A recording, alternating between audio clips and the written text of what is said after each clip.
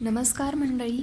मी आज आहे आमच्या शेतामध्ये, जिथे वांग्यांची झाडे लावलेली आहेत. असा बराचसा भाजीपाला केलेला आहे.